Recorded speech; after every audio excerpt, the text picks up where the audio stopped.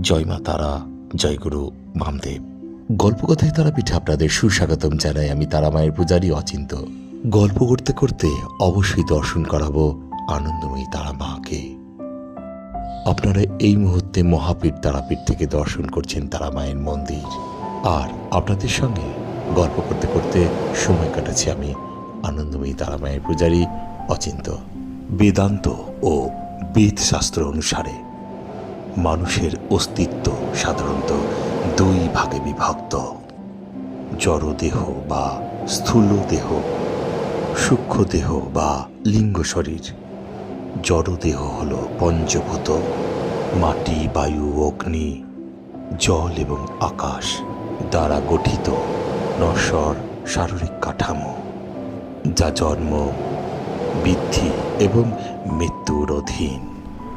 অন্যদিকে সূক্ষ্ম দেহ হল মন, বুদ্ধি, অহংকার এবং পঞ্চ প্রাণ দ্বারা গঠিত একটি অপার্থিক বা শক্তিগত আভা, যা মৃত্যুর পরেও টিকে থাকে এবং কর্মফল বহন করে। তো বন্ধুরা, আজ এই পর্যন্ত।